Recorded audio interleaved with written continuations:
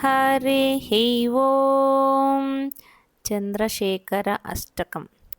चन्द्रशेखर चन्द्रशेखर चन्द्रशेखर पाहि मां। चन्द्रशेखर चन्द्रशेखर चन्द्रशेखर रक्ष मां। रत्नसानुशरासनं रजतात्रिशृङ्गनिकेतनं सिञ्चिनीकृतपन्नगेश्वर मच्युतानलसायकं क्षिप्रदग्धपुरत्रयं त्रिधिवालयैरभिवन्दितं चन्द्रशेखरमाश्रये मम किं करिष्यति वै यमः।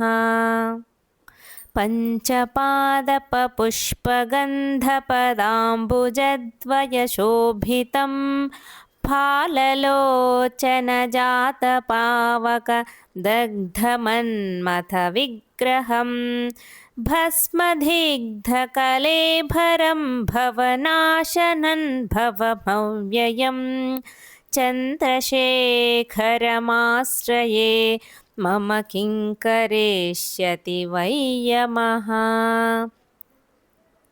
मत्तवारनमुख्यचर्मकृतोत्तरीयमनोहरं पङ्कजासनपद्मलोचन पूजिताङ्घ्रिसरोरुहं देवसिन्धुतरङ्गश्रीकरसिक्तशुभ्रजटाधरं चन्द्रशेखरमाश्रये मम किं करिष्यति वै यमः।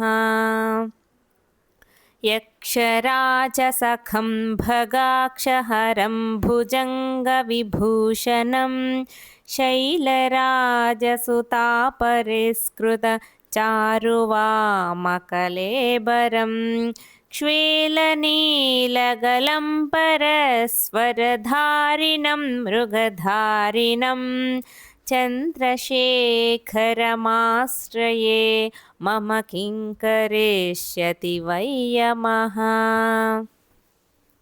कुण्डलीकृतकुण्डलेश्वरकुण्डलं वृषवाहनं नारदादिमुनीश्वरस्तुतवैभवं भुवनेश्वरम् अन्धकान्तकमाश्रितामरपादपं शमनान्तकं चन्द्रशेखरमाश्रये मम किं करिष्यति वै यमः।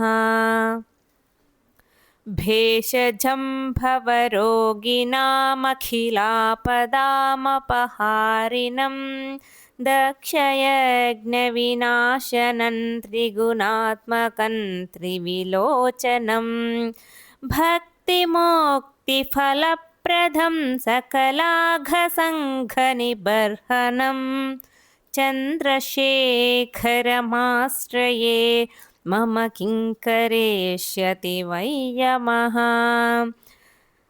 भक्तवत्सलमर्चितं निधिमक्षयं हरिदम्बरं सर्वभूतपतिं परात्परमप्रमेयमनुत्तमं सोमवारिणभूहुताशन सोमपाद्यखिलाकृतिं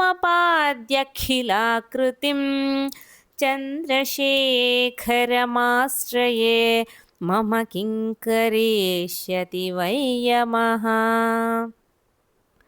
विश्वसृष्टिविधायकं पुनरेव पालनतत्परं संहरन्तमपि प्रपञ्चमशेषलोकनिवासिनं क्रीडयन्तमहर्निशं घननाथयूथसमन्वितं चन्द्रशेखरमाश्रये मम किं करिष्यति वै यमः।